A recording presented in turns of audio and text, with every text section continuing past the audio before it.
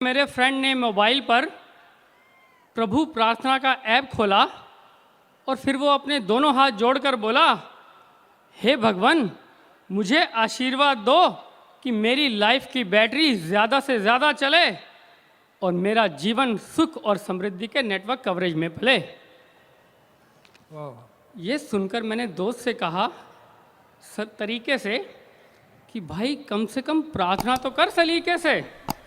वो तुरंत बोला कि आज की बिजी लाइफ में सब चलता है, कुछ भी परफेक्ट या फाइन नहीं है। शुक्र करो मैंने ईश्वर के लिए टाइम निकाला, वरना किसी के पास भी इत्तू सा भी टाइम नहीं है। बहुत शुक्र करो मैंने प्रभु के लिए टाइम निकाला, वरना किसी के पास भी इत्तू सा भी टाइम नहीं है। इस बात से मैं सोचने पर हुआ मजबूर कि आजकल ये कैसा हो गया है दस्तूर। अब तो इंसान में खुदा के खौफ का भी साइन नहीं है। 21वीं सदी में हर कोई कह रहा है कि टाइम नहीं है। वाह जी वाह, वाह। खुशी है पर हंसने का टाइम नहीं है, गम है तो रोने का टाइम नहीं है, अपनों को अपनाने का टाइम नहीं है और रिश्तों को निभाने का टाइम नहीं है। किसी को खाने के लिए एक वक्त की रोटी प्राप्त नहीं है और किसी के पास रोटी खाने के लिए वक्त नहीं है। वाह जी वाह। मैंने सोचा अगर ना इसके पास है ना उसके पास है तो टाइम गायब कहाँ हुआ, आखिर किसके पास है। टाइम को ढूंढते हुए मैं बहुत दूर निकल आया जी और एक पेड़ के नीचे उसे उदास बैठा पाया। मैंने कहा, हर युग में रहने वाले तुम कलयुग में कहाँ रहते हो? अरे तुम तो दुनिया में सबसे कीमती हो, फिर क्यों परेशान बैठे हो? जी। उसने अपना दुखड़ा रोते हुए कहा कि भगवान ने आदमी को मानव बनाया है और अब वही मानव तरक्की में वापस आदि मानव बनने पर उतर आया है। वही मानव तरक्की में वापस आदि मानव बनने पर उतर आया है। बस इतना सुनते ही मैंने बड़ी चैलेंजिंग आवाज़ में कहा कि क्या बात कर रहे हैं जनाब, साइंस ने तो सोच से भी ज़्यादा तरक्की की है। अरे भाई साहब, किस ज़माने में हैं आप? इंसान ने एरोप्लेन्स और जेट्स बनाने में अपना खूब दिमाग लगाया है। फ्लाइट पकड़कर समुंदर पार जाना अब तो मिनटों में ही संभव हो पाया है। समय बोला, ऐसा करके उसने कौन सा तीर है मार लिया। ये काम तो हजारों साल पहले हनुमान जी ने भी था किया। बिल्कुल बिल्कुल। संजीवनी बूटी लाने के लिए अकेले ही समुंदर पार किया था और उन्होंने ना तो पेट्रोल यूज़ किया और ना ही पोल्यूशन किया था। मुझे थोड़ा तो हुआ एहसास, पर मैंने एक और किया प्रयास और कहा, अरे अब तो जाना भी नहीं पड़ता, 3G या वाईफाई से वीडियो कॉलिंग हो जाती है और दूर बैठे इंसान की शक्ल सामने ही नज़र आ जाती है। समय फिर बड़ी सादगी से बोला, बेटा इसमें तुम्हें क्या नया दिखा है? याद करो ये भी हजारों साल पहले घटित हो चुका है। महाभारत में संजय ये करिश्मा दिखा चुके हैं और धृतराष्ट्र को युद्ध का आंखों देखा हाल बिना वाईफाई के ही बता चुके हैं। मैं हड़बड़ाया और जोश में एक डायलॉग बतियाया कि आज के बच्चों के पास इंटरनेट है, व्हाट्सएप है, ईमेल है। तुम्हारे समय के बच्चों के पास क्या था? समय ने बड़ी विनम्रता से कहा, उनके पास ह्यूमन वैल्यूज़ थी। मेरी आंखें शर्म से रह गईं झुकी की झुकी और समय पूछता रहा कि बताओ ये कैसी है तरक्की कि पहले लोगों के पास संस्कार थे, आज सिर्फ कार है। पहले चरित्र थे, अब केवल चित्र हैं। पहले धर्म स्थानों पर जाकर लोग श्रद्धा के फूल थे चढ़ाते और अब केवल उनका फोटो है खींचकर लौट आते। पहले बड़े भाई के साथ छोटा भाई वनवास जाने को तैयार था हो जाता और अब अपने सगे भाई की तरक्की ना देख पाने वाला भाई यूं आवाज़ है लगाता कि हे भगवान, इसे अपने पास बुला लो, ये ऊपर उठना चाहता है, इसे ऊपर ही उठा लो। ये ऊपर उठना चाहता है, इसे ऊपर ही उठा लो।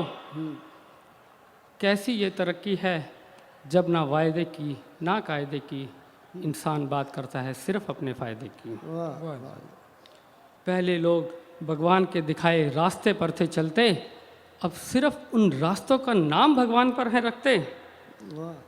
तब बेटियों की मुस्कान से ही समाज खुशहाल था बनता, अब सड़क पर जाते हुए निर्भया की चीख भी कोई नहीं सुनता। लगता है इंसान स्टोन एज यानी पत्थर युग में वापस जा रहा है, क्योंकि वो सीने में दिल नहीं शायद पत्थर लिए जीवन बिता रहा है। आज के हालात की तुम्हें क्या बताऊं बात, आज के हालात की तुम्हें क्या बताऊं सच्चाई, बहुत कड़वा घूट है अगर पी सके मेरे भाई। Few people are dieting, few die of over eating. Few people are dieting, few die eating. गरीब की दौड़ पेट भरने की और अमीर की पेट कम करने की। बस बच्चे अर्ली बर्ड्स नहीं हैं, एंग्री बर्ड्स के फ़ैन हो रहे हैं, और उनके बचपन भी गैजेट्स में कहीं खो रहे हैं। वाह जी वाह ए फॉर एंड्रॉयड और बी फॉर बीबीएम समझने वाले बच्चे कब समझेंगे कि ए फॉर आस्था और बी फॉर भक्ति भी होता है, जब धार्मिक पुस्तकों पर पड़ रही हो धूल और सेलिब्रिटीज़ का पोस्टर कमरों में चमक रहा होता है। वाह जी वाह जी वाह। अगर आज के मोबाइल युग पर कुछ लिखना होता तो शायद रहीम जी का दोहा कुछ इस तरह होता कि दाता डेटा देत है दिन रैन। वाह वाह दाता डेटा देत है दिन रैन। दाता छोड़ डेटा पर रहे मानस के नैन। अब इंसान हरी हरी की बजाय हरे हरे नोटों पर ध्यान लगा रहा है, और आदमी इको फ्रेंडली नहीं ईगो फ्रेंडली होता जा रहा है। वाह जी वाह जी।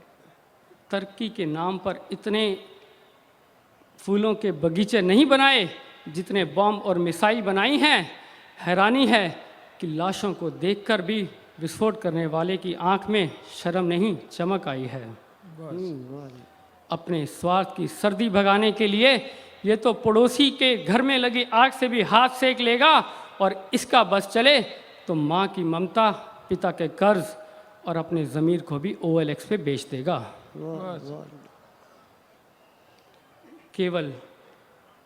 केवल अपनी TRP बढ़ाने के लिए ह्यूमन वैल्यूज़ की MRP घटा रहा है, और मानवीय मूल्यों की ये हालत देखकर मुझसे और नहीं सहा जा रहा है। बस काश समझे इंसान कि चेहरे से आदमी की पहचान नहीं है, वो इंसान क्या जिसमें कदरे इंसान नहीं है। वाह वाह जी जी वाह। वाह जी मैंने समय से कहा, मैं जानता हूँ कि तुम आज के हालात पे शर्मिंदा हो, पर मैं हैरान भी हूँ कि इतना दर्द सीने में लिए अभी तक कैसे जिंदा हो।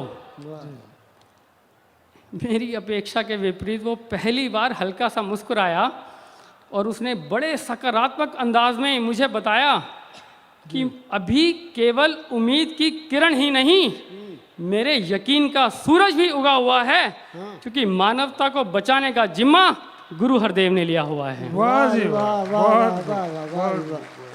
क्योंकि मानवता को बचाने का जिम्मा गुरु हरदेव ने लिया हुआ है।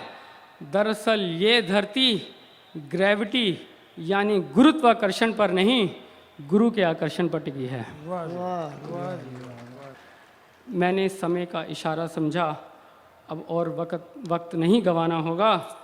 असल तरक्की के लिए इस पीढ़ी को मुर्शद की शरण में आना होगा। आना वाह आने वाले टाइम को बचाना है तो गुरु के वचन ही अपनाने होंगे, और मानव बन के रहना है तो मानवीय मूल्य अपनाने होंगे।